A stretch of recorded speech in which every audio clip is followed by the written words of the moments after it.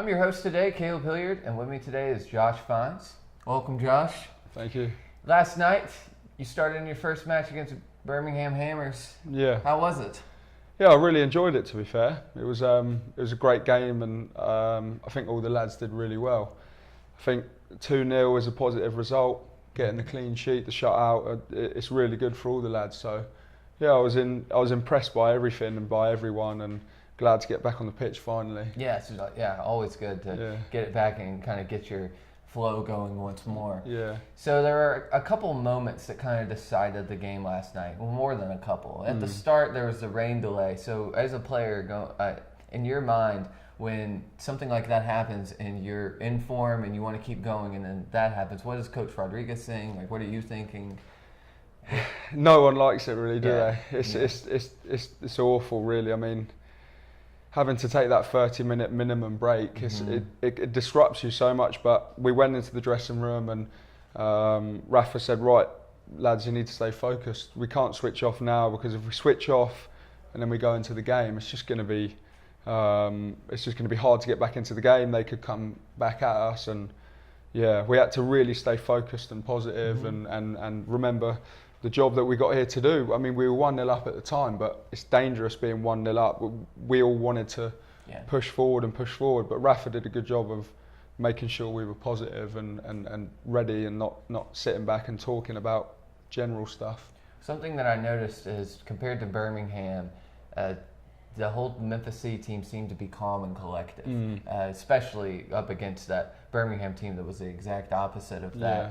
So going into a game against a team that wants to come out and they're going to make those dirty slides and they're going to pull jerseys every chance they get, how do you combat that and keep your cool, keep calm? Because, for instance, when Jermaine Steele's going down the sideline, number 18 for Birmingham pushes him out. Number 28 comes up and has some words. He's walking over to Jermaine. Yeah. And so I saw you come up. So and you handled it well. You did handle it well. So how do you combat that? Like, what do you do? Personally, I love the physical battle. Some lads don't really like the physical battle, but I love that battle. I love the trash talking, as you say over here in America. I love that. I think it's a great part of the game. I think it's good to get in people's heads, and it's a psychological effort. But it is hard to keep your cool when you have someone talking and they're like taking little nibbles at your legs and things like that. It is hard to stay focused, but you just got to remember to keep your head, keep your cool, especially some of the boys who are on yellow cards and things like that. You need to have your mental strength about you, and some people don't, and Birmingham 2 players didn't. Yes, very true. And can you speak to the back line a little bit with Yvonne, Damien, yourself, Sean? Yeah. I know Sean, that was his last game. He was going to have surgery. So you talk a little bit about that. I think that is, if not the strongest facet of the team, one of the strongest. Yeah. I think defensively, I mean, we're very strong defensively. We've worked quite a bit on our defensive shape and defensive movement and things like that. So defensively, we are very, very good. I think we've got a very talented group of defenders. Also with the attackers as well, we just got to score goals, really. But in defending, I mean, we're quite a tight-knit group of defenders, and Andy as well, and Sean, Mario. There is a lot of competition, so I think that's what keeps striving us and pushing us to do it. But to not concede a goal in, I don't know how many minutes it is now, but in 3 games, I mean, it's quite good, but it needs to get better and better, and we just can't concede goals. We've set the level, and now we can't drop it, really. Shots on target have been down too. It's not just that. It's not all. I mean, Bennett's made some great saves, like against Chattanooga, for instance. Where he made a double save on a penalty kick. But 3 games is absolutely. That's very, very impressive. And also, I don't think, if I went back and looked at the tallies, I doubt that over 3 games there's been 15 shots on target. There's probably been 15 shots, but not on target. Yeah. So you grew up in England. Did you play? Did you play the same position as you do now? The lads are gonna kill me. I used to play as a striker. Oh yeah. So complete opposite. Yeah. When I was younger, I was like quite big. I just grew up a little bit faster than some of the other lads, and And so I remember I used to play, earliest I can really remember is like sort of under 9s, under 10s. And the manager said, right, get the big lad up front.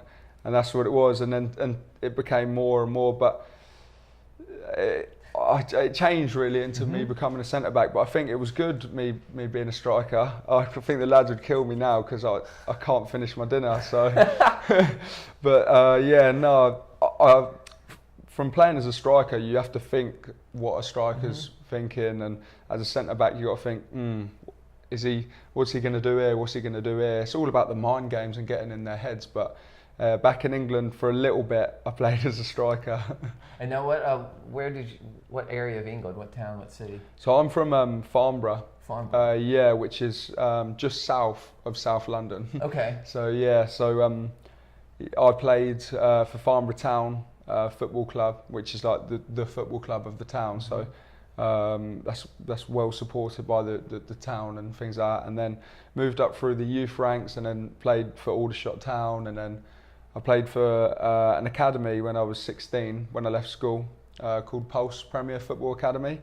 And they really helped me in my pathway and learning and things like that. And I opened up my perspective and really learnt so much in terms of the football IQ. So the academy helped you out a lot? A lot, yeah, definitely. So there's academies growing in the US, and there's more and more each year, but there's definitely not as much of a focus on the academy in soccer in the US. So can you speak on that and the differences and how important academy is, like in Europe and everything? I think it's vital. I think academies are should be the structure really of the whole game. I mean, you look at the class of '92, Man United, Ryan Giggs coming through, Paul Scholes, Nicky Butt, everyone coming through. I mean, it's huge.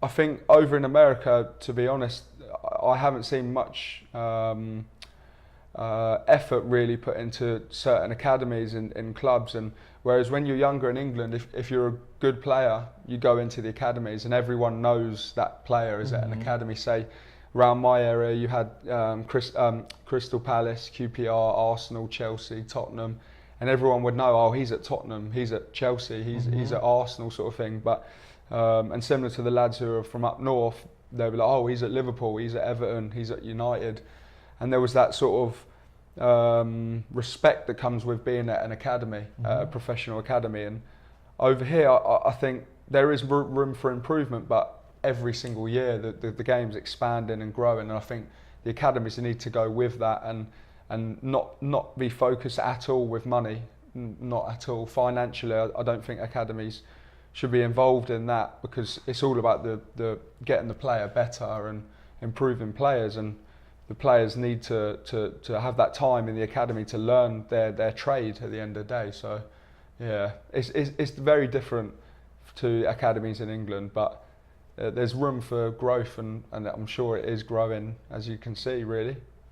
So in England, growing up, what was your favorite food? Like, compared to something that you really can't get in the States. I love a curry, which is like chicken curry. I cooked for the lads actually. Oh yeah? Yeah, I cooked a curry. It was only a chicken korma for anyone who knows their curries, but it wasn't spicy or anything. But yeah, no, I cooked for the lads, bit of rice, whacked the chicken and some sauce in there, some vegetables as well. So I did. All the lads liked it, to be honest. I had KB eating it as well. Yeah. And Jonesy was having some, but yeah, I love curry. You just can't get it over here. It's Indian food, but you just can't get it like over here. And obviously fish and chips. I miss a good old English meal. So yeah. What's another thing that you miss about living in England, or that you really like about living in England that you can't get every day in America? I'd say it's I really miss my family, as of course as anyone really would.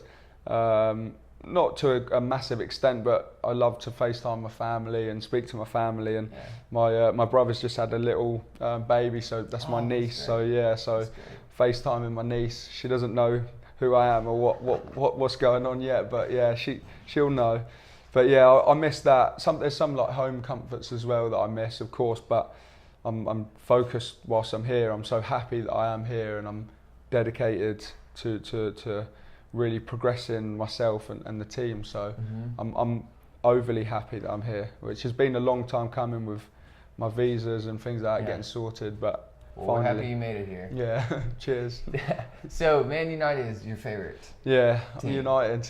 So you want to speak on their season, Europa League, anything, or the upcoming season? Yeah, we're going to win the Champions League and the Premier League. Who's going to be the main staple on the team this year? I don't know. I was hoping Griezmann was going to come to Man United, but I've just heard today that he's. I woke up this morning to the news that he's saying that it would be wrong for him to move from Atletico Madrid. So I don't know who we're going to bring in, but I don't know. Fellaini's going to be the rock of the team, I think. Did you see that Apple Watch commercial the Griezmann's in France, and he was in a restaurant, and then it says Jose on his phone. Oh, really? And he hangs up on Jose, Oh. and then he walks away. Because I saw a French interview as well, and the guy said, "What's the likelihood out of 10?" And he said 6 out of 10 that I'll join Man United. But yeah, obviously the 40% took his toll, and he's staying now. But you never know; it could come down to the wire. And he says, "You know what? I'm coming." But this season, it's been tough. I grew up with my family from up north, so north of England. So I grew up with Manchester United, fully Manchester United, and I grew up with us winning things all the time. Yeah. And I knew no different. And then Sir Alex went along with the greats, and we're in a transition, as everyone knows. But yeah. Champions League and Premier League, we're coming. Who's your least favorite team, like in the world? I'd say Liverpool or Man City. Good, I can't stand Liverpool. Yeah, I hate Liverpool and Man City. I know Jonesy's from Liverpool, but he's an Everton fan, so he slides under the radar. Good. That's good, yeah. Good. Everton fans are better. Yeah. No offense to Liverpool fans, I just don't like her. I like Man City. Oh, do you? Oh. Yeah. Oh, well. It's Premier League. Yeah. All right, so here we're going to do some would you rather questions. Yeah, cool, yeah. So, would you rather shave your head for an entire month, like every day, anytime any hair came on your head, or would you rather wear a dress for an entire month?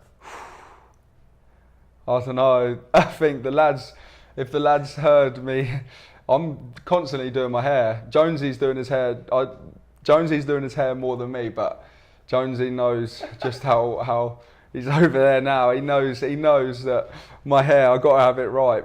I don't know, I reckon I could pull a dress off if I had to. I think I could pull that off better than... That's confidence. If I had to. It depends what it was, because I don't think I'd suit bald, to be fair. I don't think it'd be that good for me. Would you rather skydive from a mile high or dive down into the ocean a mile deep? Like you have protection on, you got your scuba gear, and you got a parachute and everything when you're skydiving. Oh, I think skydiving. I think the thrill of that would be quality.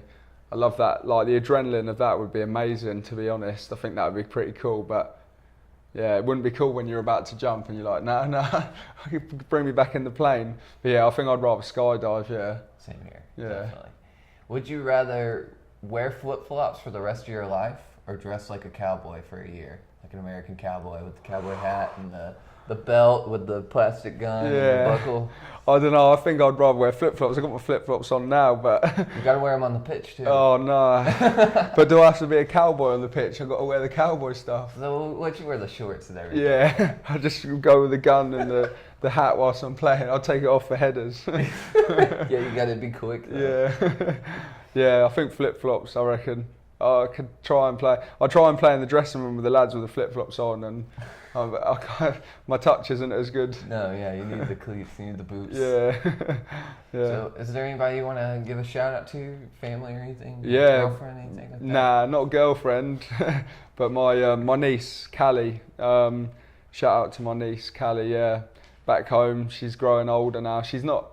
I think she's like almost a month old now, so she's getting bigger and bigger, and obviously all my family and my friends back home, and hope you're doing well. And yeah, I'm obviously here working hard and very grateful for this opportunity to be in this wonderful city. So yeah. Thank you, Josh. Thanks very much. Do it again sometime. Nice one, perfect. Thank you.